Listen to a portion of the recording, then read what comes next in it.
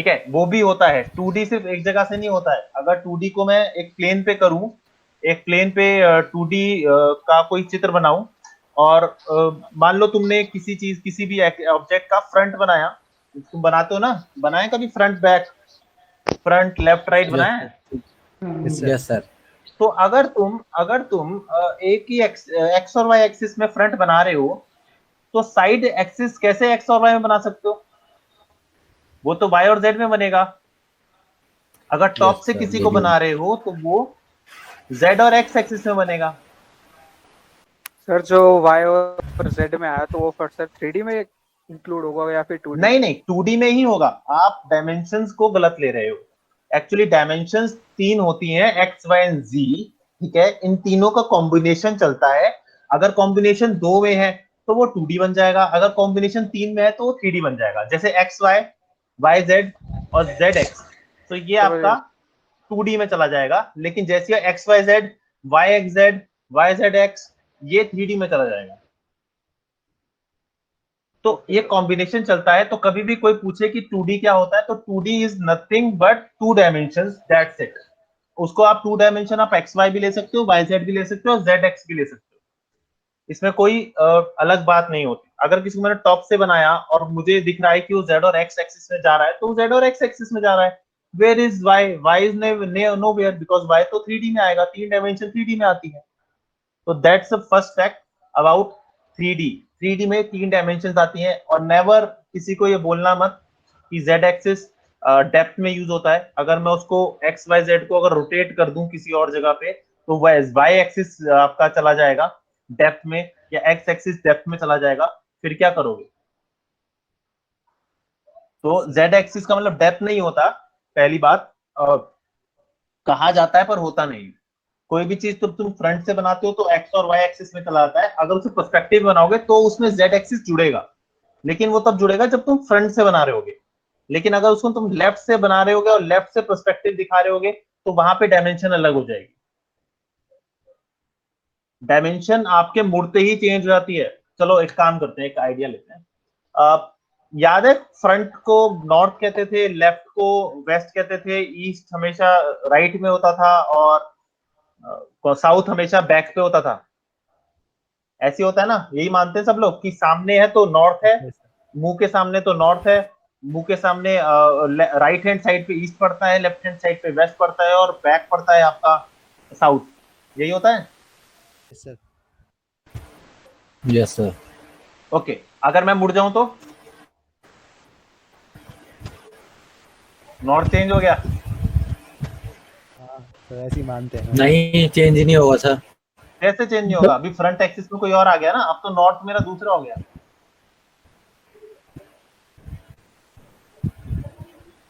आप सुनो, जब भी हम एक्सिस की बात करते हैं, जब भी हम डायमेंशन की बात करते हैं, ये दो चीजों पे डिपेंड करती है।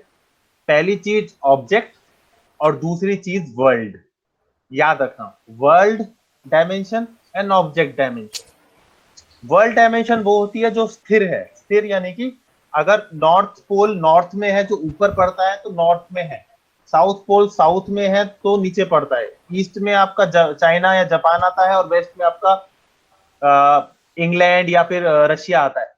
तो ये आता है। आप ये नहीं हो सकते कि आप घूम गए तो सोचोगे कि नॉर्थ नीचे आ गया, साउथ ऊपर चला गया, ये इधर हो गया, ये उधर हो गया। नहीं, वो आपका वर्ल्ड डायमेंशन है जो दुनिया में मानती है। दूसरा होता है ऑब्जेक्ट डायमेंशन। ऑब्जेक्ट डायमेंशन वो होती है जब आपके अनुसार चीज चलती है।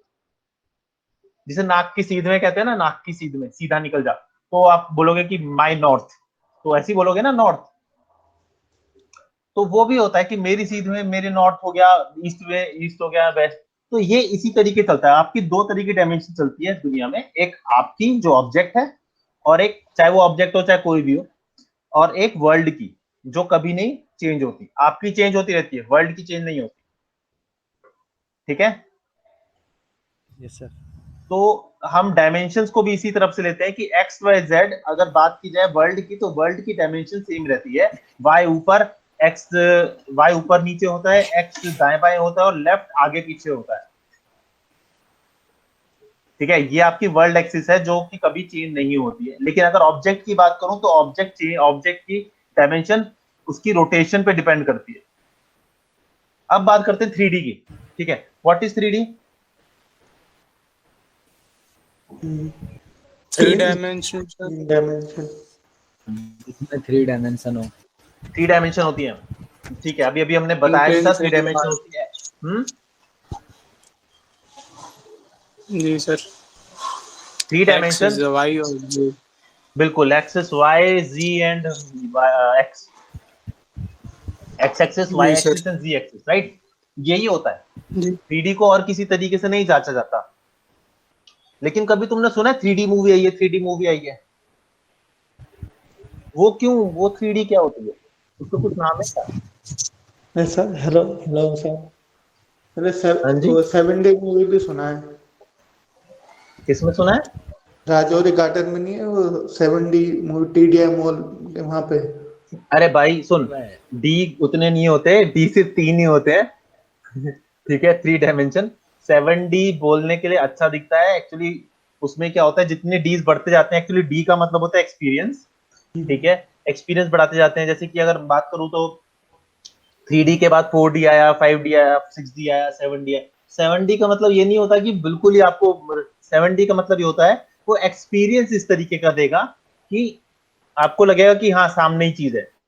वो चश्मे के हिसाब से, उसकी डेप्थ के हिसाब से, उसमें मूवमेंट के हिसाब से, अगर पानी आया तो तुम्हारे ऊपर पानी फेंक देंगे, अगर धुंध आई तो तुम्हारे ऊपर धुंध आएगी, तुम्हें फील होगा कि फॉग आ रखा है। तो वो एक एनवायरनमेंट क्रिएट कर देते हैं उसी हॉल के अंदर, तो 7D बन जाता है। समझा? सर होता समझ 3D गया। में ही है वो, हाँ, मतलब एक्चुअल में 3D में ही होता है वो जो अरे देखते हैं 3D, 7D। भाई सुनो मेरी बात। 3D व्रीडी, अगर 3D की बात की जाए तो 3D बहुत जगह बहुत अलग अलग तरीकों से मानी जाती है। 3D एक लेम भाषा है। लेम भाषा मतलब कि जो आम इंसान यूज करते हैं। जैसे कि, अच्छा, टॉय स्टोरी देखी है किसी ने? Yes sir. उसे क्या बोलते हो? Toy story. नहीं, उसका नाम क्या है? अच्छा, मतलब नाम तो मुझे भी पता है, टॉय स्टोरी बहुत बढ़िया, बेहतरीन सोमनाथ। पर बात वो नहीं है। टॉय स्टोरी को बोलते क्या हो, मतलब किस कैटेगरी में आती है टॉय स्टोरी? एनिमेशन मूवी है वो। 3D मूवी अच्छा, में आती 2D है। 3D। जी सर। ओके, जी सर।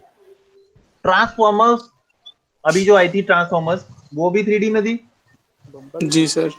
लेकिन वो तो यस अलग सर। है, ये अलग है, ऐसा कैसे हुआ? दोनों 3D अलग अलग कैसे हो गए? मतलब तुम ये कह रहे हो कि वो जो रोबोट हिले थे वो एनिमेशन नहीं था?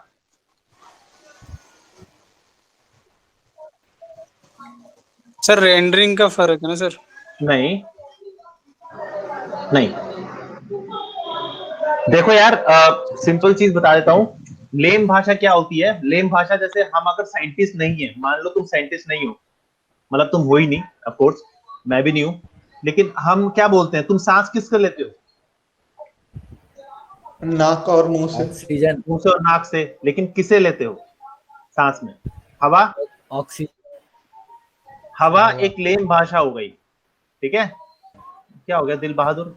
दिल बहादुर कहां से आ गया? दिल बहादुर, हेलो दिल, हेलो दिल। हाँ यस सर। बेटा आपकी चलो आपसे बाद में बात करते हैं, चलो अभी यही रुको। ओके, तो हम बात क्या कर रहे थे? 3D की। तो लेम भाषा क्या होती है? हाँ, लेम भाषा में किसे कहते हैं वो पहले एक्सप्लेन करता हूँ। लेम भाषा उसे कहते हैं जिसे कोई ज्ञान नहीं होता, मतलब उस चीज का ज्ञान, ऐसा नहीं कोई ज्ञान नहीं होता, उस चीज का ज्ञान। जैसे कि मैंने बोला सांस लेते हैं, कोई कह रहा मैं सांस क्यों लेता हूँ? अच्छा, हवा सांस लेते हैं, हवा होती है वो सांस है, ठीक है। अब इसी चीज को साइंटिफिकली बताऊं तो कोई बोलता है यार ऑक्सीजन लेते हैं, कार्बन डाइऑक्साइड लेते हैं, नाइट्रो ऑक्साइड लेते हैं, ये लेते हैं, वो लेते हैं, फोटोसिंथेसिस, ये वो बहुत चीजें बता देगा। तो वैसे ही 3D एक लेम भाषा है जिसे हम सबको बोलते हैं, हाँ भाई 3D, अच्छा 3D, ओ 3D, वाह वाह वाह वाह। कोई कहता ट्रांसफॉर्मर, कोई कहता मिकी माउस। तो बेसिक ये है कि 3D का जो असली मतलब है वो ये नहीं है। 3D दो तरीकों से पाई, वैसे 3D दो में पाई जाती है। एक होती है फुल CGI, एक होता है CG लाइव। होल्ड ऑन, आवाज थोड़ी कम कर दो प्लीज, आवाज कम कर दो प्लीज।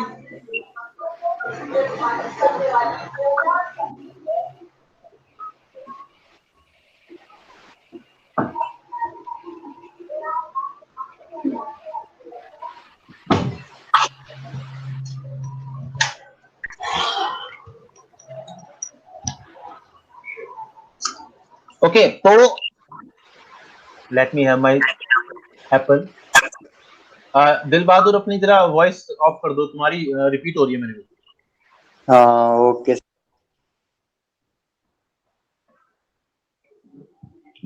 तो जो लेम भाषा है ना वो कहते हैं 3D, जबकि 3D दो पार्ट्स में डिवाइड होती है, एक होती है फुल सीजीआई और एक होती है सीजी लाइव। अब फुल सीजीआई और सीजी लाइव में डिफरेंस क्या होता है? सीजी फुल सीजीआई का मतलब होगा जैसे कि टॉय स्टोरी, जैसे कि रोमियो जूलियट, ये फुल सीजीआई होता है। इसके अंदर जो भी बनता है वो पूरा सीजीआई बनता है, बैकग्राउंड भी सीजीआई बनेगा, करेक्टर भी सीजीआई बनेंगे। नथिंग गोज फॉर, कोई भी ऐसी चीज नहीं होगी जो तुम्हें लगेगा यार ये असली लग रही है, वो लगेगी नकली ही। रैंगो देख लो, ये सारी चीजें सीजीआई में मानती है क्योंकि ये सब कुछ सॉफ्टवेयर बेस्ड होती है, इसलिए सब कुछ सॉफ्टवेयर के थ्रू होता है। अब वो एक सॉफ्टवेयर नहीं होता, वो बहुत सारे सॉफ्टवेयर होते हैं। Not only what you are learning, it's more than what you are learning. आगे पता चलेगा कि कितने सॉफ्टवेयर यूज होते हैं, बहुत सारे सॉफ्टवेयर होते हैं, बहुत अलग अलग तरीके से होते हैं। इसके बाद आता है live CGI, CG live. CG live का मतलब होता है, सीजीआई लाइव का मतलब होता है किसी भी लाइव एनवायरनमेंट में, रियल एनवायरनमेंट में एक सीजी कैरेक्टर या सीजी ऑब्जेक्ट रखना। सीजी का मतलब क्या होता है? Computer graphics, computer generated graphics, सीजीजी, computer generated graphics, या सीजीआई, कंप्यूटर जनरेटेड इमेजेस। ठीक है, बात एक ही होती है। तो ये सीजीआई को में के अंदर जो रोबोट होता है वो सीजीआई होता है। सब 3D करते हैं, 3D नहीं है। 3D एक 3 लैंग्वेज है, इसमें कुछ ऐसा नहीं है। जिसमें भी 3 एंगल दिख रहे हैं वो 3D माना जाता है। अब तो फिर जो फिल्में होती हैं वो 3D क्यों कहलाती हैं? जबकि उसमें टाइटैनिक में कुछ 3D नहीं थी, सारा सेट पूरा बनाया गया था, एवरीथिंग वाज बिल्ट अप, लेकिन जब वो 3D में दिखाई गई तो उसे 3D क्यों कहते हैं? एक्चुअली 3D वो भी लेम भाषा है। उसकी जगह दो नए वर्ड आते हैं, एक का नाम होता है, नहीं खुद ही दिमाग से निकल गया, एक मिनट।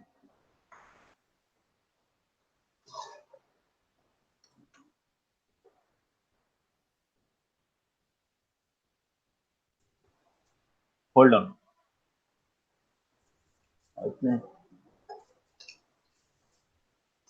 अरे यार मेरे दिमाग से निकल गया, बताओ।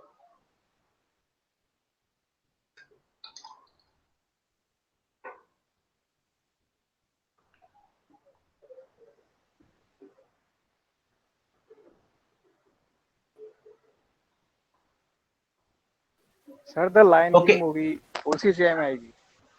वो सीजीआई थी पूरी। लेकिन अगर मैं बात करूं तो दो तरीके की 3D मूवीज जो लाइव सीजी है, अगर उसमें सीजी ना हो तब भी वो 3D मूवी कैसे कहलाती है? चश्मा देख के जो देखते हो ना, जी सर। जिसमें एक तो चश्मा आता है बिल्कुल ब्लैक और एक आता है आपका रेड एंड ब्लू, ऐसे ही आता है। Yes sir.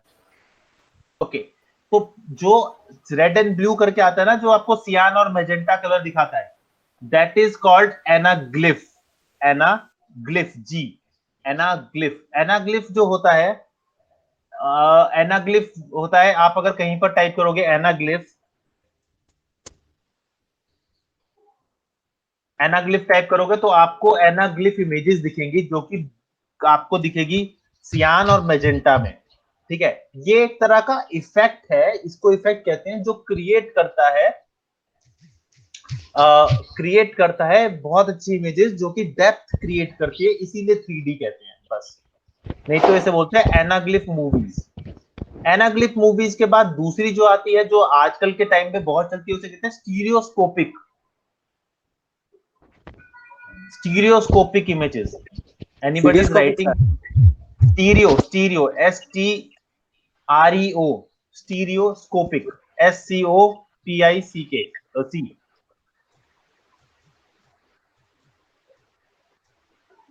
कोई लिख रहा है क्या? सर yes, एक sir. बार स्पेलिंग रिपीट करना। स्पेलिंग रिपीट करूं? 1 मिनट होल्ड करो।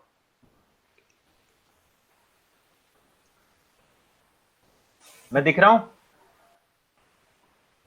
हाँ सर दिख रहे हो आप नहीं दिख रहे, आपकी स्क्रीन दिख रही है सर।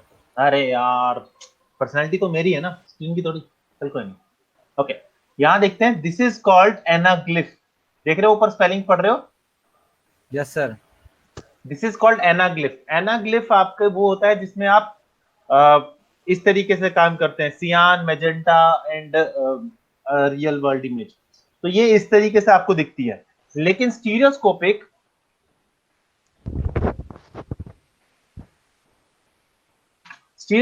इमेज हमेशा दो दिखती हैं, लेफ्ट एंड राइट। ठीक है, दिख रहा है यहाँ पे दो इमेजेस हैं, पहली दूसरी। Yes sir. ओके, अब जो हम मतलब देखते हैं। सेम होता है सर वो। हाँ जी, सेम होता है सर। क्या सेम सेम होता है? मतलब इमेज 2 इमेज होता है ना सर।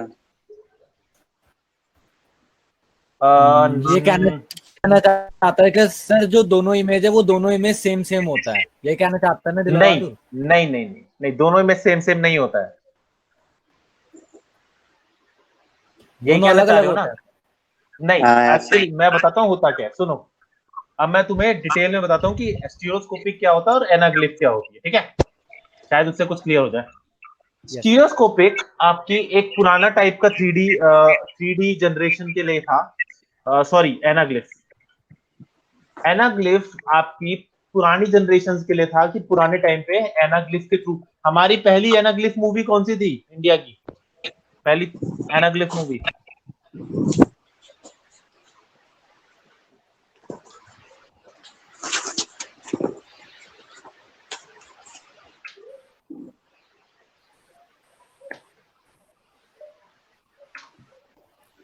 छोटा चेतन। छोटा चेतन वॉज फर्स्ट एनाग्लिफ मूवी। छोटा चेतन एक पहली एनाग्लिफ मूवी थी जो कि इंडिया में बनी थी। अब ये मूवी जो अब एनाग्लिफ मूवी आपकी एक्चुअली दो चीजों पे डिपेंड करती है। इसकी 3 इमेजेस बनती हैं। पहली इमेज सियान, दूसरी ओरिजिनल और तीसरी मैजेंटा। मैजेंटा आपको बैक होने का दिखाती है फील, और सॉरी, मैजेंटा एंड सियान, सियान बैक होने का फील देती है और मैजेंटा आगे होने का फील देती है। तो एनाग्लिफ 3D मूवी, एनाग्लिफ 3D यही काम करता है कि जैसे दिख रहा है तो आपको ऐसा लगेगा कि हाँ यार, ये जो इमेज जा रही है ये इसी की तरीके से जा रही है जैसे ये इमेज दिख रही है। देखो, आपको सियान और मैजेंटा दोनों दिख रहे होंगे हल्का हल्का दूर दूर पे। तो ये जो सियान कलर है, ये सियान आपको पीछे रहने का, और जो मैजेंटा है वो आगे रहने का अनुभव देती है, तभी आपको थोड़ा सा ऐसा डेप्थ क्रिएट होती है। लेकिन इसकी प्रॉब्लम थी। पहली प्रॉब्लम, यूज ऑफ कलर्स। आप इसमें बहुत लिमिटेड कलर यूज कर सकते हो। आप देख रहे होगे पूरी इमेजेस में कहीं पर भी आपको इन दोनों को छोड़ के कहीं भी रेड कलर नजर नहीं आ रहा होगा। There is no red colour in real image. अगर सियान और मैजेंटा को भूल जाओ तो रेड कलर नहीं दिखेगा आपको। क्यों नहीं दिखेगा? क्योंकि रेड कलर जो है वो आपका मैजेंटा को इफेक्ट करता है, इसीलिए हम रेड कलर नहीं दे सकते थे, ना ही सियान से जुड़ा हुआ कोई कलर। क्योंकि ये सारी चीजें इसमें ध्यान रखनी पड़ती है, कौन सा कलर किस तरीके का फील देगा, कि इसमें डेप्थ ज्यादा दिखेगी कि इसमें डेप्थ ज्यादा दिखेगी। तो ये इस तरीके से बनाया जाता था, इस तरीके से लगा जाता था। It has so many flaws. अगर आप आपके चश्मे से आंखें दर्द हो जाती थी, चश्मा आपको सब कुछ करा, अगर चश्मा हटा दोगे तो आपको इस तरीके का दिखेगा। सो ये एक छोटा सा फ्लॉ था जो कि बाद में ठीक किया गया थ्रू स्टीरियोस्कोपिक। अब स्टीरियोस्कोपिक क्या होता है? स्टीरियोस्कोपी एक्चुअली रिप्रेजेंट करता है आपकी दो आंखें। कितनी आंखें तुम्हारे पास? दो ही है। दो ही है ना, चश्मा भूल जाओ, दो ही आंखें। आप एक्चुअली क्या होता है, ये जो स्टीरियोस्कोपिक इमेज है, सॉरी, ये आपकी आंखों का ही बदला हुआ चेहरा है। मतलब ये कि आपकी जैसे इसमें अब इसने जैसे मुझे कहा कि दोनों में सेम इमेज है, अलग अलग इमेज है, तो होता क्या है जब आप स्टीरियोस्कोपिक देखते हैं आपको लगभग लगभग एक जैसी दिखती है। आप लेफ्ट देखोगे, आप राइट, इसमें दो कैमरे होते हैं, left camera and right camera, ठीक है। जैसी हमारी आंखें वैसा इसका कैमरा। तो ये वीडियो जो है ये एक खास कैमरे से खींच जाती है, स्टीरियोस्कोपिक 3D कैमरा। दिखा देता हूं आपको, तुम्हें अलग से दिखेगा कि थोड़ा सा डिफरेंट है, दिख रहा है सर? क्या डिफरेंस है इसमें? दो लेंस। डबल लेंस है सर इसमें। Double lens. डबल लेंस क्यों है? क्योंकि ये डबल लेंस लेफ्ट और राइट को कैप्चर करने के लिए बनाए जाते हैं। लेफ्ट एंड राइट को कैप्चर करने के लिए बनाए। देख रहे हैं ये आपको प्रोफेशनल कैमरा अगर दिख रहा होगा यहाँ पे, तो लाइव लेफ्ट एंड राइट को कैमरा, ये आपकी आंखों की तरह ही बनाए जाते हैं। और आंखों की तरह बनाने का इसका जो मॉड्यूल है, सॉरी कहाँ गया, ये कौन है भाई? हितेश। हितेश था? Yes sir, yes sir. पुराना है हाँ। हितेश, ठीक है, ओके।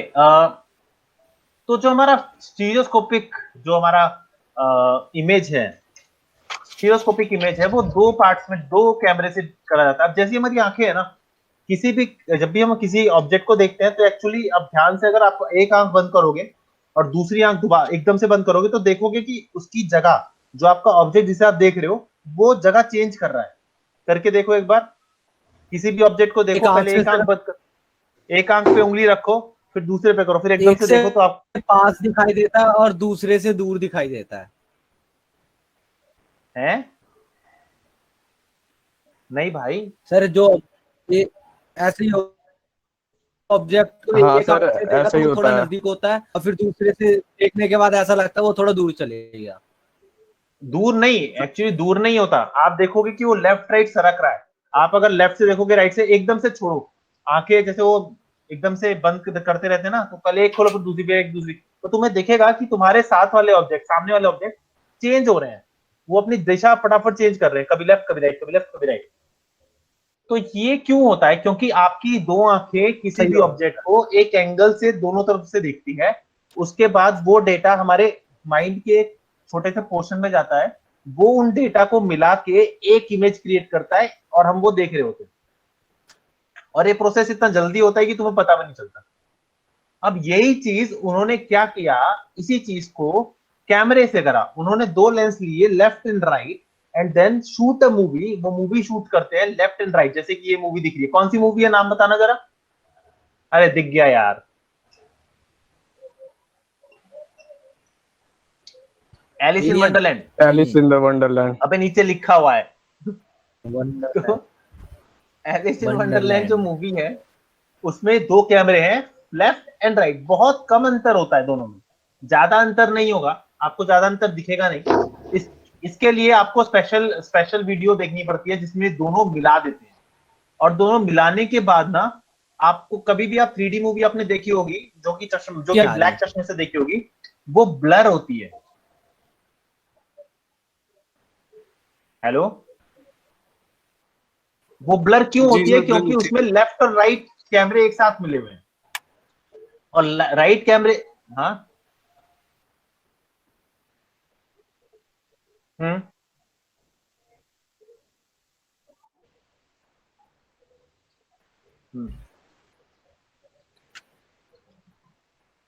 वो लेयर नहीं होती। एक्चुअली क्या है ना, वो जो वीडियो है ना, वो वीडियो उस चश्मे के हिसाब से, कह लो कि वीडियो के हिसाब से चश्मा इस तरीके से होता है कि आपको वो जो दो लेयर है वो वैसे ही दिखे जैसी आपकी आंखों को दिखती है। आपको रियल वर्ल्ड में आंखों को दिखता है, तभी आप रियल वर्ल्ड में डेप्थ का अनुभव कर पाते हो। उसी को एक साइंटिफिक तरीके से, मतलब वो लेफ्ट राइट को मिला देते हैं, और मिलाने के बाद आप चश्मा दिखते हो। चश्मा इस तरीके से कॉन्फ़िगर किया जाता है कि वो जो दो इमेज आपको दिख रही है ना ब्लर, एक्चुअली वो एक करके दिखाता है आपको। और फिर आपकी आंखें फिर वो दो देखती हैं और फिर वो एक करती है। तो एक डबल प्रोसेस हो गया, जिससे आपका एक तरह से कह सकते हो कि एक डेप्थ क्रिएट होती है, जिससे आपको लगता है कि हाँ यार ये तो साथ में ही है। और ध्यान से देखना, कभी भी जो डेप्थ होता है वो हमेशा आपको ज्यादा सिर्फ वीडियो फाइल में दिखता है। अगर मैं बात करूं कि आप 3D फाइल में देख रहे हो, आप सॉरी 3D फाइल कह रहा हूं, सॉरी आप स्टिल इमेज में देख रहे हो तो आपको इतना डेप्थ नजर नहीं आएगा।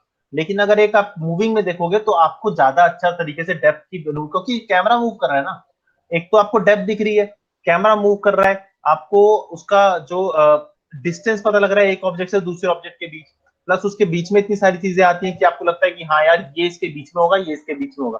तो आपका एक फ्लो क्रिएट होता है, जिससे आपको लगता है कि हाँ ये डेप्थ क्रिएट हो रहा है। उसने क्या कहते हैं, बंदूकें बाहर निकाल ली है, दोनों बंदूकें बाहर निकाल ली और आपको लग रहा है कि आप ही को पॉइंट आउट कर रखा है।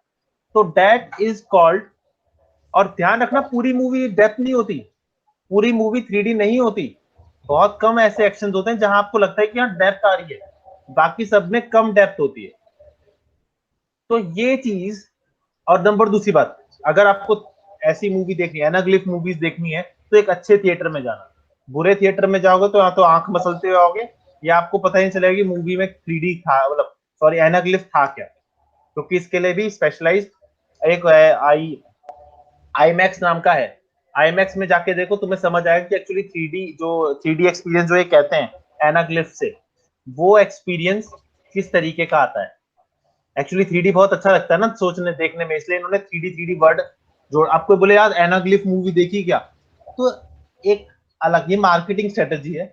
एनाग्लिफ मूवी किसी को एक बार बोलियो, घर वालों को बोलियो पापा पापा मुझे एनाग्लिफ मूवी देखनी है वो आधे टाइम तो सोचने लगा देंगे एनाग्लिफ होता क्या है। या स्टीरियोस्कोपिक मूवी देखनी है, ये कैसी गंदी मूवी है, बी ग्रेड। क्यों? क्योंकि ये वर्ड्स किसी को समझ नहीं आएंगे। ये वर्ड वही समझ सकता है जो इसके डेप्थ के अंदर घुसा हुआ है, जिसने देखा है एक्चुअली कि हाँ यार ये होता है, इसके साथ ये होता है, एनाग्लिफ मैंने ये देखा है। तो वैसा ही सबके मन में होता है 3D मूवी देख के आए। तो 3D मूवी आपका एक्चुअली लेम भाषा है, और असली भाषा है स्टीरियोस्कोपिक एनाग्लिफ। ठीक है, थोड़ा क्लियर हुआ? Yes sir. ओके, इसके बारे में रिसर्च करना। सर और जो ये सर हम्म सर जो स्टीरियोस्कोपी के से कोई ड्रॉबैक्स हैं, प्रॉब्लम्स? ज्यादा देर देखोगे तो आंख, स्टीरियोस्कोपिक का सबसे बड़ा फायदा ये था कि नंबर ऑफ कलर्स, आप आप बिना कलर्स के टाइप कर सकते हो। दूसरा ड्रॉबैक ये है कि बहुत एक्सपेंसिव होता है। Okay sir. स्टीरियोस्कोपिक बहुत एक्सपेंसिव मूवी है। इसको मूवी को जब बनाते हैं तो बहुत एक्सपेंस लगता है, क्योंकि इसमें कैमरे आप देख रहे होगे, कैमरा भी बहुत विशेष टाइप का है। इसका जो इसकी एडिटिंग होती है वो भी बहुत विशेष तरीके की होती है। मतलब इसमें हर चीज डबल होती है। तो और दूसरी बात, आप इसमें ऐसा नहीं कर सकते, इसकी जो टाइम टेकिंग है ना वो बहुत ज्यादा होती है। स्टीरियोस्कोपिक का टाइम टेकिंग ज्यादा होता है, क्योंकि आपको हर बार लेंस को एडजस्ट करना होता है और बार बार देखना होता है कि आपको क्या वो 3D सही से दिख रहा है। क्योंकि अगर गलती से भी वो 3D से मतलब उसका लेंस एडजस्ट नहीं हुआ ना, तो आपको ब्लर दिखेगी इमेज, चाहे आप चश्मा लगाओ चाहे ना लगाओ। तो वो टाइम टेकिंग होता है, बहुत एक्सपेंसिव होता है, एडिटर भी इसके अलग अलग होते हैं, क्योंकि एडिटिंग भी इतनी आसानी से नहीं होती। और इसका सबसे बड़ा फायदा ये होता है कि आपको मेन जो कलर कलर की प्रॉब्लम थी ना वो सॉल्व है। Okay sir. आपको कलर सोचना नहीं पड़ता कि यार ये कलर नहीं है वो कलर नहीं, जो कि एनाग्लिफ में थी। एनाग्लिफ में प्रॉब्लम थी कि आप कलर वेरिएशन नहीं यूज कर सकते, ज्यादा ग्लो कलर नहीं ले सकते, ज्यादा ब्राइट कलर नहीं ले सकते, ज्यादा लो कलर भी नहीं ले सकते। आप मीडियम कलर, डल कलर ही ले पाओगे। डल कलर से अगर ऊपर गए शाइन कलर पे तो वो भी नहीं हो पाएगा। तो ये सारी चीजें स्टीरियोस्कोपिक में नहीं है, एनाग्लिफ में मिलेगी। एनाग्लिफ बस बहुत महंगा है, एडिटिंग बहुत महंगी है, टाइम बहुत लगता है, एक शूट करने में बहुत टाइम लग जाता है, क्योंकि लेंस अकॉर्डिंगली लेंस उसके जैसे दूर की चीज है, अब दूर से कोई भागता हुआ आ रहा है तो उसको लेंस भी उसी तरीके से एक्सेप्ट करने चाहिए। तो ये सारी चीजें हैं जो कि आपको स्टीरियोस्कोपिक में चैलेंज दिखेगी। लेकिन आप एनाग्लिफ पुराना वर्जन है और स्टीरियोस्कोपिक नया वर्जन है। और कोई क्वेश्चन? No sir.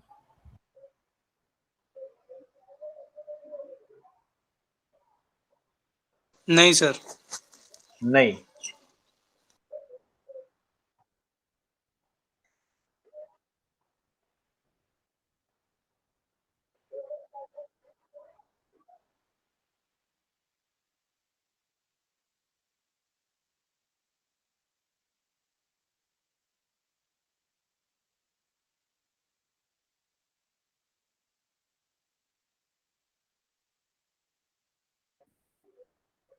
आप 3D आप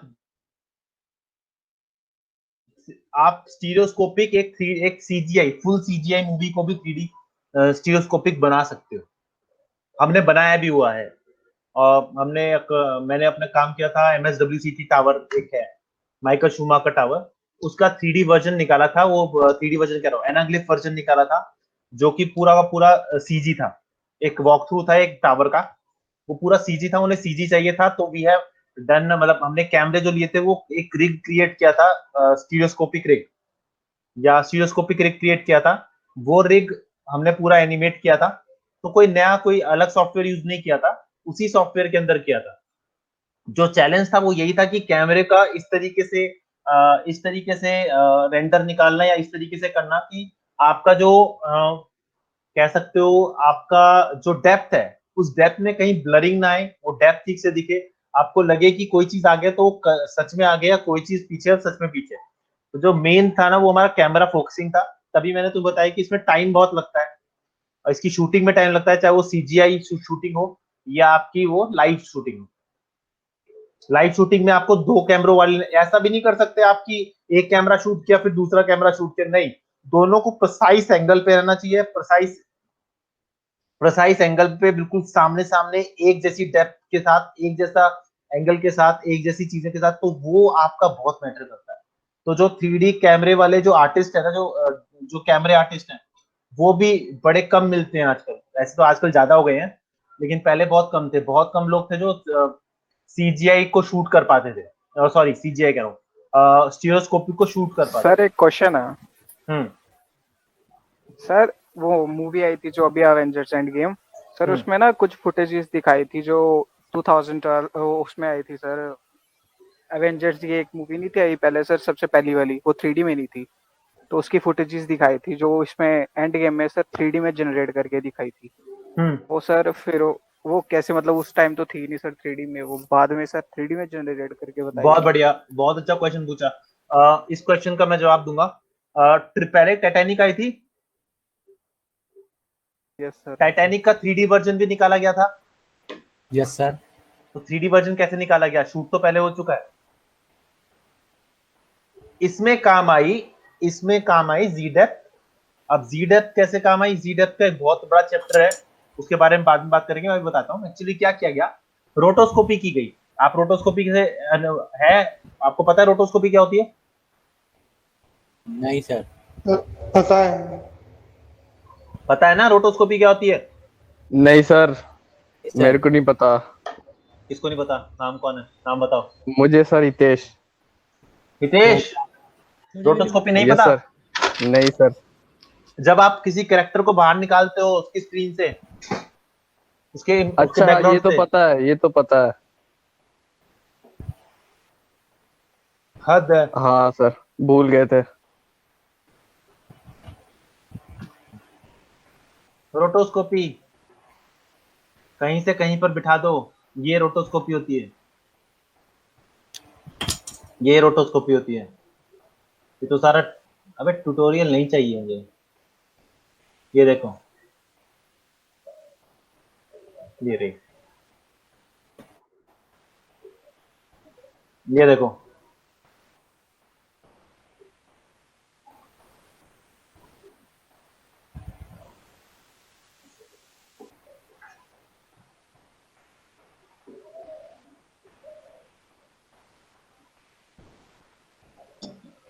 ये कौन है सर, प्रिंस ऑफ पर्सिया है क्या?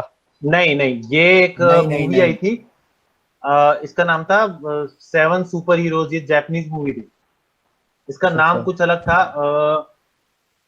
इस मूवी का नाम, अरे इसमें 4 हीरो थे, चारों के पास ऑसम पावर थी।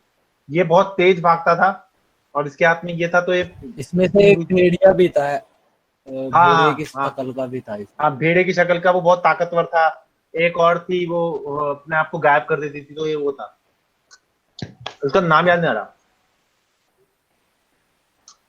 तो ये रोटोस्कोपी होती है, देखा इस बच्चे को निकाल दिया बाहर। Yes sir. ये देखो, तो क्या किया इन्होंने,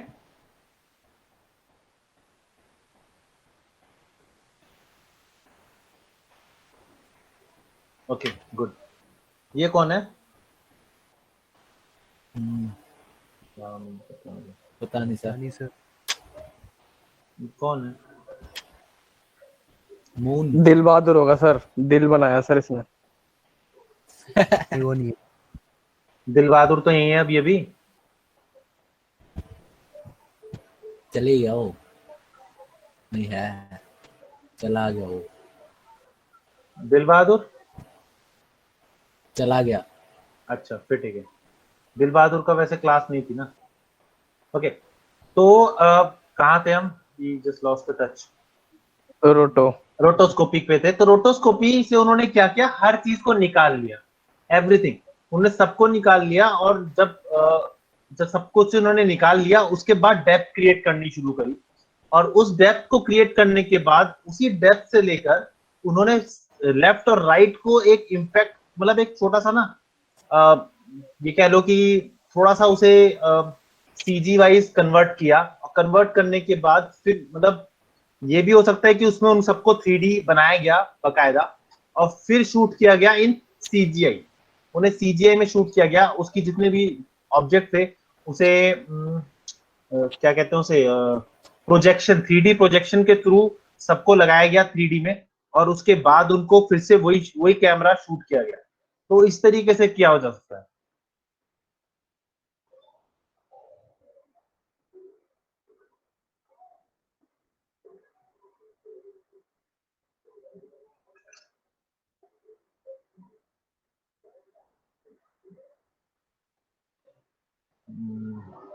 इसमें दिखाएंगे नहीं ना। ओके, इसमें वो दिखाएंगे नहीं। तो इनको प्राइम फोकस पता है? प्राइम फोकस कौन है? Anybody knew about prime focus? Company है कंपनी है, कौन सी कंपनी? सर, वीएफएक्स पे काम करती है, मूवीज पे। क्या करती है? वीएफएक्स। मूवीज नहीं, पे काम एक्चुअली करती है मूवी। प्राइम फोकस का पहला काम जो था वो रोटोस्कोपिंग था। ये इसके पास अराउंड नहीं तो 8,000 से ज्यादा ही लोग हैं जो सिर्फ रोटोस्कोपी करते हैं। इसने पूरी पूरी टाइटैनिक को 3D बनाने में सबसे ज्यादा हेल्प की थी। ये क्या करते हैं, ये पूरा का पूरा रोटोस्कोपिंग का, इसका क्रू ही रोटोस्कोपिंग का होता है। अब इन्होंने वीएफएक्स में हाथ डाला है, पहले नहीं होता था। पहले छोटी मोटी चीजों पे हाथ डालते थे, अब इन्होंने वीएफएक्स में हाथ डालना शुरू कर दिया। पहले प्राइम फोकस को सिर्फ और सिर्फ रोटोस्कोपी के लिए माना जाता था, और वर्ल्ड नंबर 1 रोटोस्कोपिंग कंपनी है ये। इसके अलावा इसके जैसा रोटोस्कोपी का टाइम ड्यूरेशन पे और अच्छा काम कोई नहीं कर सकता, इसीलिए ये वर्ल्ड नंबर 1 कंपनी है रोटोस्कोपी। अब शायद दूसरा सर ये रोटो और वीएफएक्स सर डिफरेंट है क्या? भाई वीएफएक्स का मतलब क्या होता है? Full form? Visual effect. Visual effect. अब इसको ध्यान से समझो, विजुअल इफेक्ट्स, विजुअल में इफेक्ट क्रिएट करने को विजुअल इफेक्ट कहते हैं। हाँ जी सर। और रोटोस्कोपी उसकी एक टेक्निक है। अच्छा। वीएफएक्स में काफी टेक्निक्स आ जाती हैं, जिसमें रोटोस्कोपी होता है, आपका 3D मॉड, सीजीआई कैरेक्टर्स होता है, लाइव सीजी मॉड्स होता है, कॉम्पोजिशन होता है, कंपोजिटिंग होता है, आपका कलर करेक्शंस होते हैं। ये सारी चीजें मिलके, पवन शर्मा दोबारा ज्वाइन कर लिया पवन ने। अच्छा, तो बहुत, VFX is a very vast subject. अभी जितना तुम पढ़ते आ रहे हो, जो भी तुमने पढ़ा होगा, एडिटिंग से लेके ग्राफिक्स तक, कैरेक्टर बनाए होंगे, स्केचिंग करी होगी, इतना सब कुछ किया होगा, बहुत टाइम से कर रहे हो, ये सब कुछ वीएफएक्स के अंदर ही आता है। आप किसी को इफेक्ट करो ना, You are creating a character which nobody knows that it exists. तो जो चीज एग्जिस्ट नहीं कर रही उसे आप दिखा रहे हो, दैट्स कॉल्ड, ये पवन शर्मा बार बार क्यों जा रहा है, that's called videoscopy, sorry VFX.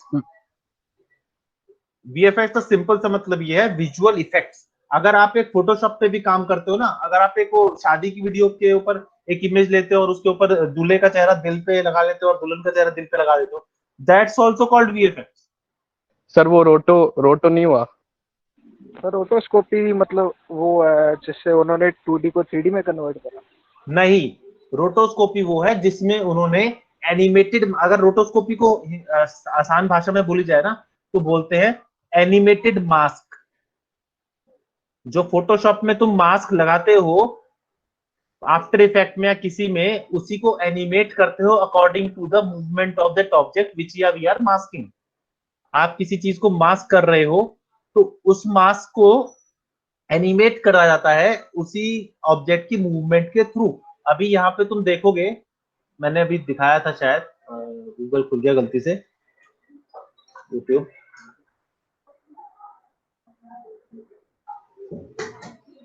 Alpha channel सबको पता है? Anybody who don't know alpha channel? Me, Hitesh. Hitesh, तेरे को अल्फा चैनल नहीं पता? नहीं सर। क्या बात कर रहा है यार? सच्ची सर। चल ललित सर को लाऊं क्या? नहीं सर, आप ही ठीक हो। नहीं नहीं, तुम्हें देखना पड़ेगा ना मुझे। अब ये देखो, ये दिख रहा है? अभी दिखेगा आपको। रोटोस्कोपी किसे कहते हैं दिखाता हूं।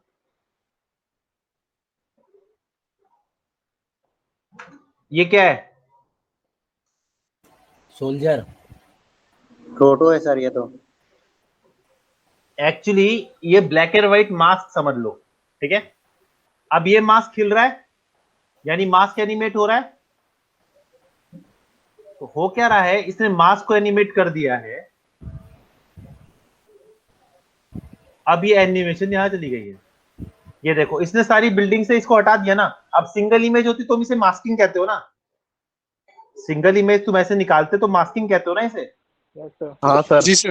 Yes sir. लेकिन अगर अगर यही चीज आप मूविंग में कर रहे हो, मूविंग में किसी ऑब्जेक्ट को आप ऐसे आउट आउट कर रहे हो, इसको रोटोस्कोपी कहते हैं।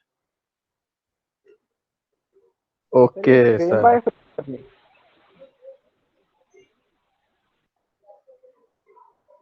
Hello sir. हाँ जी। तो सर आपने जो कहा था वो शादी की वीडियो अगर हम एडिट करेंगे, दूल्हे का चेहरा निकाल के कहीं और लगा देंगे, तो वो सर किस में आएगा? भाई तूने, अब ऐसा हो नहीं सकता ना कि दूल्हे का चेहरा निकल जाए। हाँ सर, हो तो नहीं सकता, मतलब कि अगर, मतलब आपने वो सर भी एक कहा था ना इफेक्ट है कि ना, हाँ। वो भी एक इफेक्ट है ना। आप वीडियो में एक इफेक्ट डालते हो ना कि आप दूल्हे का चेहरा दिल पे लगा के दो दो घुमा रहे हो चारों तरफ, दुल्हन का चेहरा दिल पे हाँ घुमा रहे हो, बीच में से कुछ और निकल, उसका बाप निकलता रहा आशीर्वाद देते हुए। तो ये भी तो एक इफेक्ट है। वीडियो में आपने एक इफेक्ट ही तो क्रिएट किया थ्रू प्रीमियर और थ्रू आफ्टर इफेक्ट्स। सर ये जो आपने सोल्जर वाली वीडियो दिखाई सर, इसमें मास्किंग करी है फ्रेम बाय फ्रेम सर? हाँ, फ्रेम बाय फ्रेम होती है। सर हर एक मास्किंग फ्रेम बाय फ्रेम की नहीं होती। मास्किंग करके। ओ भाई, मास्किंग फ्रेम बाय फ्रेम नहीं होती। एक ही फ्रेम मास्क होता है, उसके बाद उसी मास्क को एनिमेट किया जाता है फ्रेम बाय फ्रेम। समझे? मास्किंग फ्रेम बाय फ्रेम नहीं होती, हर बार मास्क नहीं करना होता। एक बार मास्क आपने कर दिया, अब उस मास्क को बार बार एनिमेट किया जाता है हर फ्रेम के हिसाब से, क्योंकि हर फ्रेम अलग होगा ना। अगर इमेज मूव कर रही है तो एक फ्रेम में सामने दिखा, दूसरे फ्रेम में हल्का सा इधर हो गया, लेफ्ट साइड हो गया, तो वो उसको फिर वहां पे लाना पड़ता है। Yes sir. समझे? जी सर। एक तो कोई बोलता नहीं है ना। हेलो। जी सर, समझ गया। Okay good. तो ये इन्होंने निकाला, दिस इज कॉल्ड रोटोस्कोपी। ये देखो अभी निकाल देंगे इसे।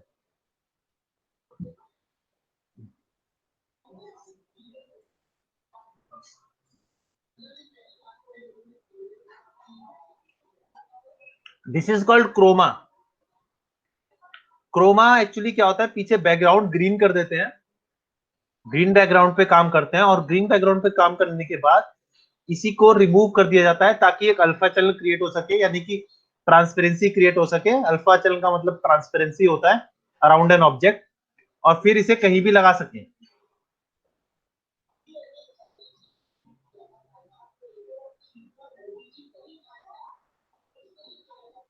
बहुत गंदी है इसमें, पर देखते रहो।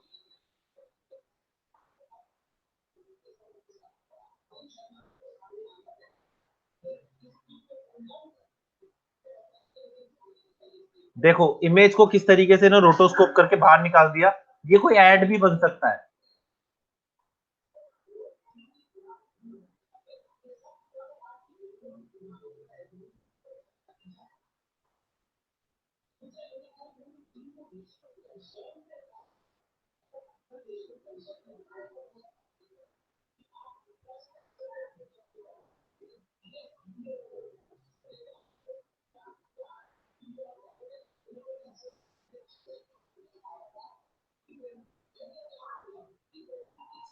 बाहर निकाल लिया ना, अब इसके पीछे कुछ भी लगा सकते हैं। एक बार आपने रोटोस्कोपी बाहर निकाल लिया, अब इसके पीछे आप कोई भी ग्राफिक्स या कोई भी वीडियो आप लगा सकते हो जिसमें बैकग्राउंड दिख रहा हो, और ये उसी तरीके से चल जाएगी जिस तरीके से चल रहा था, बस कलर करेक्शन के साथ। तो ये सब चीजें वीएफएक्स के अंडर ही आती है। VFX is not a single object. VFX एक सिंगल तरीका नहीं, आप कंप्यूटर बैठे हो गया। वीएफएक्स बहुत तरीकों से यूज होता है।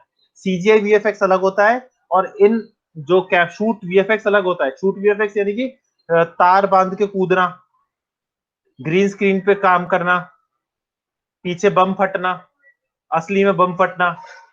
असली बम फटना भी तो स्पेशल इफेक्ट के थ्रू क्रिएट करते हैं।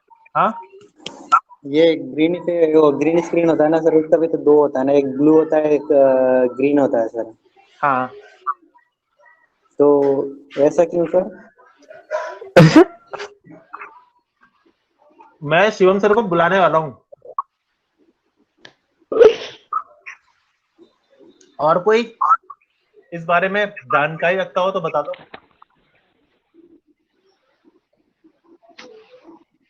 कोई है जो नो बता सके कि कमेंट सर। ब्लू स्क्रीन क्यों करते हैं?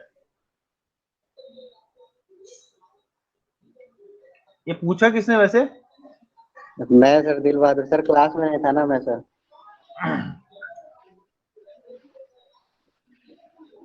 तो आपने वो किया तो सर याद आया तो मैं बता दे, पूछ लिया सर। अच्छा, तो कौन बताएगा इसका आंसर देगा कि सत्यम। ब्लू स्क्रीन और ग्रीन स्क्रीन क्यों रखते हैं?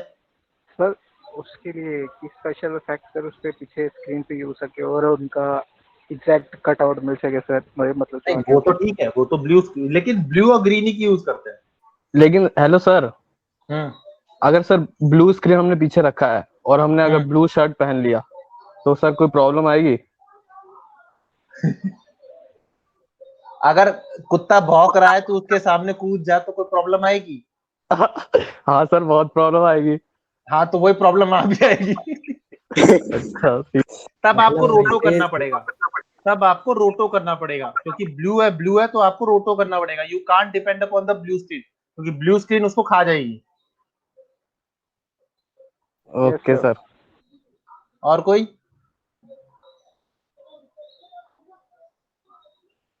बताओ कोई ब्लू स्क्रीन ग्रीन स्क्रीन क्यों यूज करते हैं? Why we are using, we know why, what's is purpose. इसका पर्पस होता है आपका बैकग्राउंड हटाना, और जो चीज उसके आगे है उसे सोलो करना ताकि पीछे कुछ और लग सके, राइट?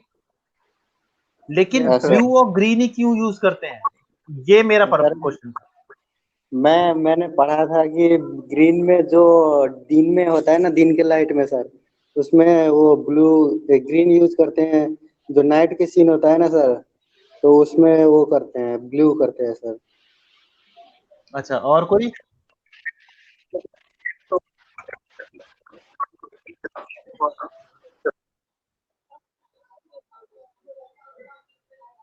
है?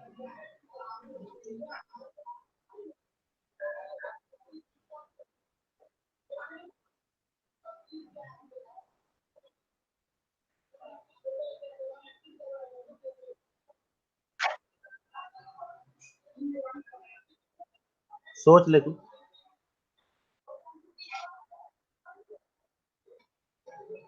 चलो ठीक है, लेट्स सी।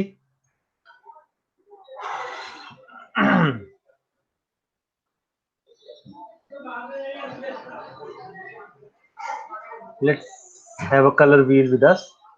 एक कलर व्हील लेते हैं, इसके बारे में पता चलेगा। थोड़ा बड़ा कलर व्हील।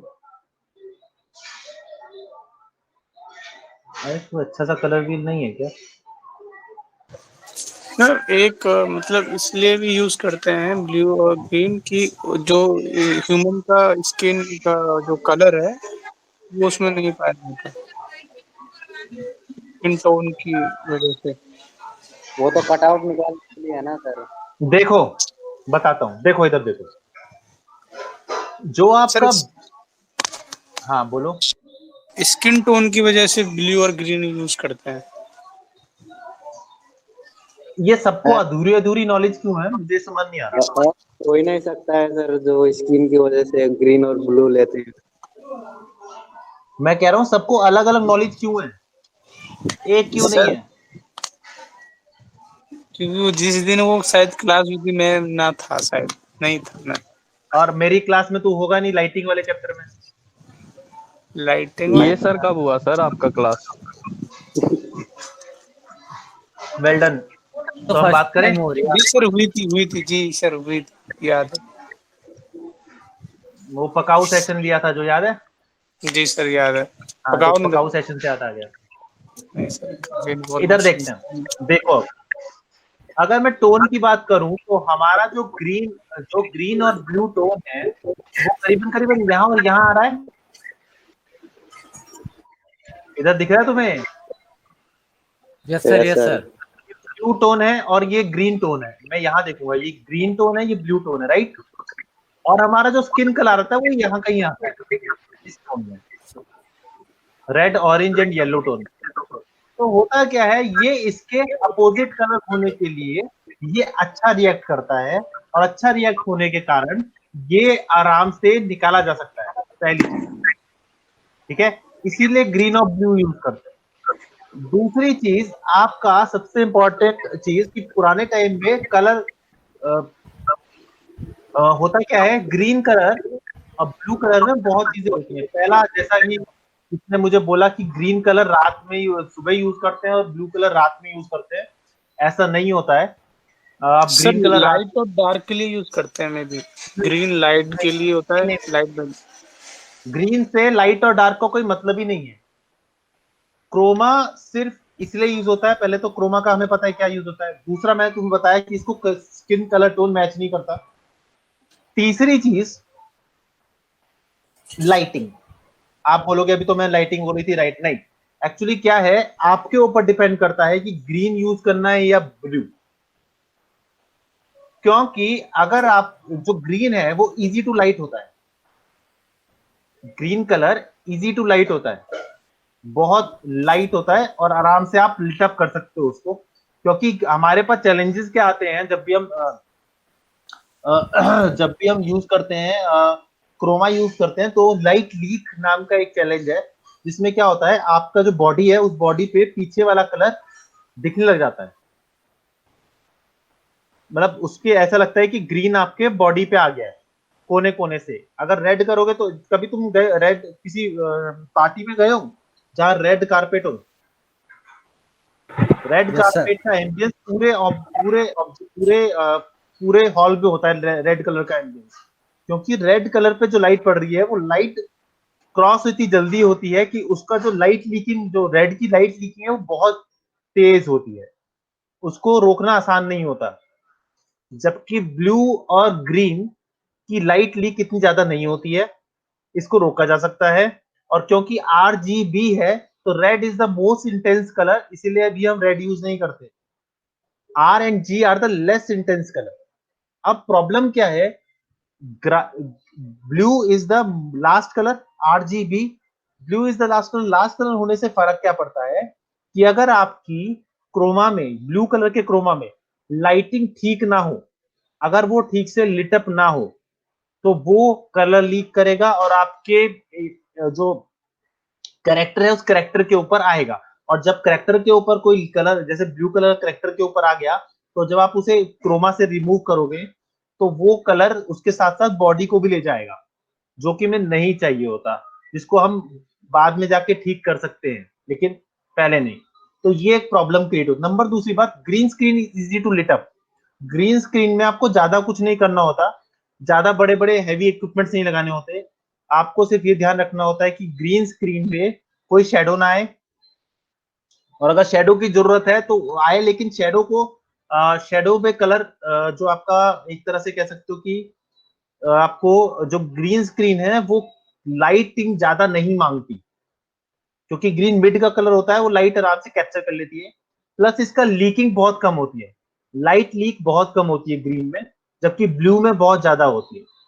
ब्लू कलर अगर आपके पास बहुत अच्छे इक्विपमेंट है ना, बहुत अच्छे इक्विपमेंट है, आपके पास सब कुछ है, आपका बैकग्राउंड लाइट है, आपके पास इमेज लाइट है, आपके पास ऑब्जेक्ट लाइट, ऑब्जेक्ट के लिए लाइट है, आपके पास बैकग्राउंड के लिए लाइट है, आपके पास मिड लाउट के, आपको शेडो किल करना आता है, आपकी लाइटिंग उस तरीके से, तो वो पूरा स्टूडियो जो सेटअप करना पड़ता है एक ब्लू कलर के लिए।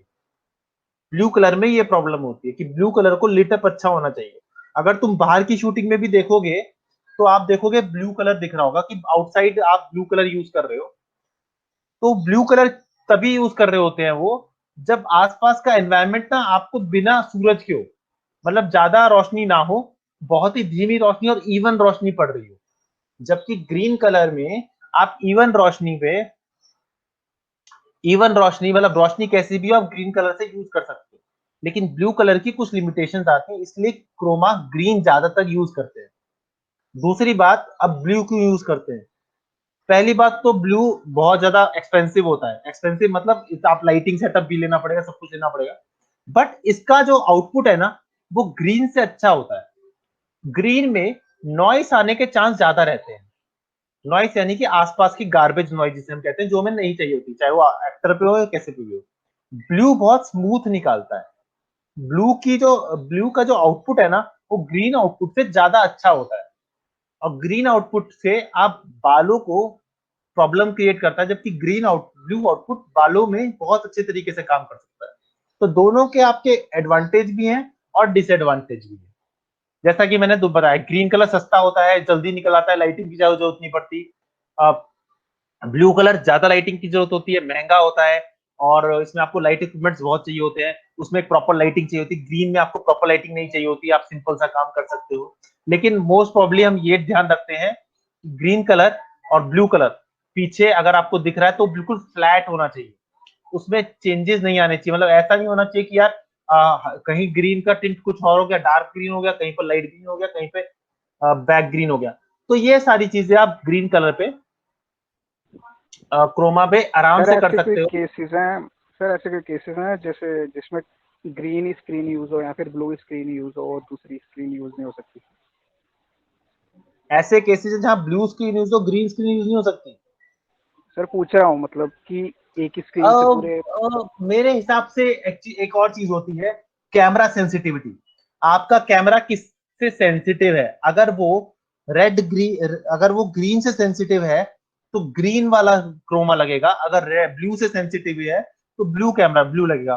ज्यादातर देखा जाता है कि अगर डिजिटल कैमरा होता है तो ब्लू की तरफ फोकस किया जाता है, क्योंकि ब्लू से वो अच्छा सेंसिटिव होता है। और एनालॉग कैमरा, एनालॉग यानी कि वो रील वाला कैमरा होता है, तो वो आपका ये ग्रीन। ग्रीन स्क्रीन पे काम करता है। तो ये भी एक थोड़ी सी पाबंदी होती है कि किस पे अच्छा, क्योंकि हमें नॉइस फ्री चाहिए होता है ना। आपके अगर ऑब्जेक्ट में नॉइस आ गई या कॉर्नर पे नॉइस आ गई तो आपका सारा खराब हो जाएगा, आपको अजीब सा लगेगा, वो फील नहीं आएगी, या कह लो कि वो नॉइस लगेगी तो आप उसे ठीक नहीं कर सकते, क्योंकि वो क्रोमा की नॉइस है। तो ऐसी कई चीजें हैं जो हमें बहुत सोच समझ के करना पड़ता है, ग्रीन करें ब्लू करें। इसलिए आप ध्यान से देखोगे, कहीं भी जाओगे आपको जहां पे लो बजट वाला काम दिख रहा होगा वहां पे ग्रीन दिख रहा होगा, और जहां बहुत ज्यादा हाई बजट होगी वहां पे आपको ब्लू दिख रही होगी। आप वो देख सकते हो, आप ये क्या कहते हैं वीएफएक्स इसकी क्या नाम है, एवेंजर्स देखते हैं, इन्फिनिटी वॉर वीएफएक्स, इसका देखो आपको यहाँ पे ब्लू दिख रहा है। Yes sir. अब देखो, एक चीज दिखाना चाहूंगा,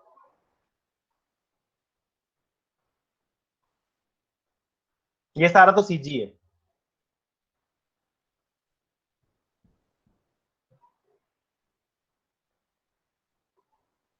ये नाम सुना है?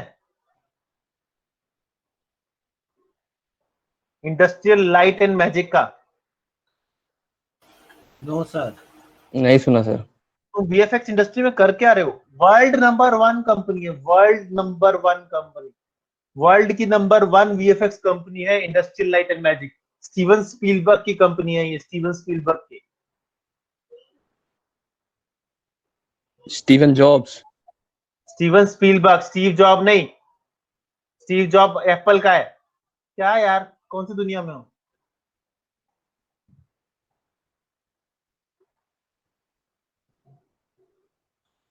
आप एक चीज नोटिस करो, ये जितने भी ब्लू पर्दे हैं इसमें लाइटिंग नोटिस करो। आपको ध्यान से देखोगे कि आपको बहुत ही शेडेड, जो एनवायरनमेंट है बहुत शेडेड है, उसमें इतनी ज्यादा शेडो नहीं है, ना इतनी ज्यादा लाइटिंग है, बहुत मतलब सूरज भी आपको नहीं दिख रहा होगा। ठीक है, इसकी एनवायरनमेंट की लाइटिंग देखो, बहुत ज्यादा क्लियर लाइटिंग है। देख रहे हो एनवायरनमेंट कितना क्लियर है, बिल्कुल साफ दिख रहा है। ये देखो, कहीं पर भी सूरज नजर आ रहा है? एक्चुअली ये क्लाउडी एरिया में ज्यादा, क्योंकि क्लाउडी एरिया में इवन लाइट आती है ना चारों तरफ से।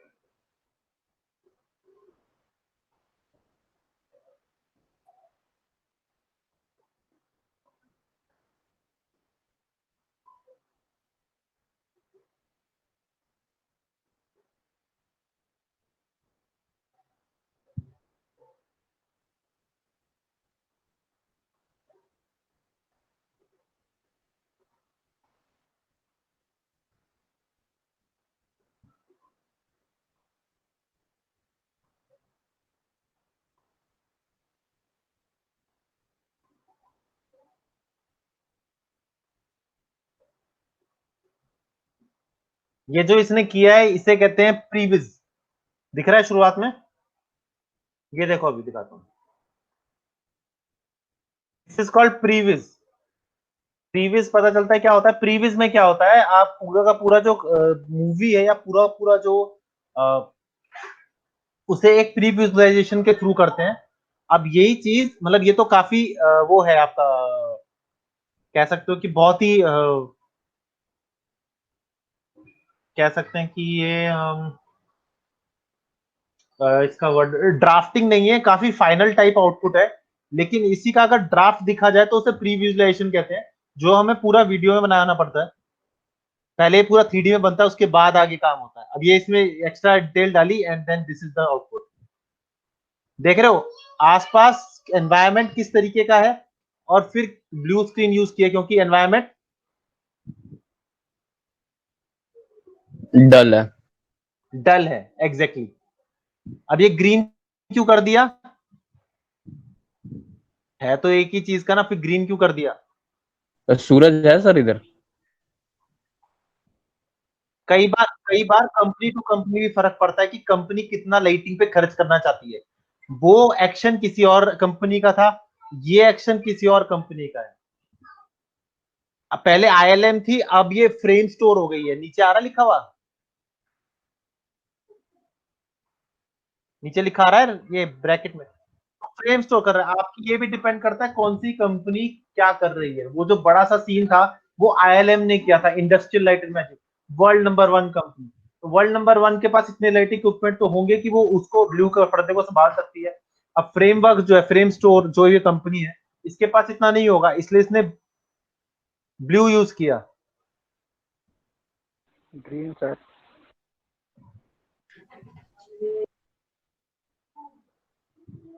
ये जो इन्फिनिटी वॉर थी, इसमें करीबन करीबन 21 कंपनियों ने काम, 12 कंपनियां या 21 कंपनियां, दोनों में से एक, आई एम कंफ्यूज, कंपनीज ने काम किया था इस इन्फिनिटी वॉर में। और इसी से कम से कम थोड़ी और ज्यादा, कम से कम 8-10 कंपनी एक्स्ट्रा मिल के एंड गेम बनाई थी।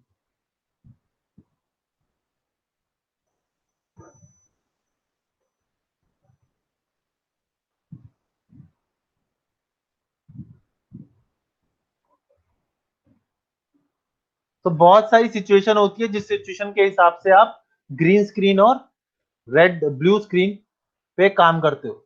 Got it?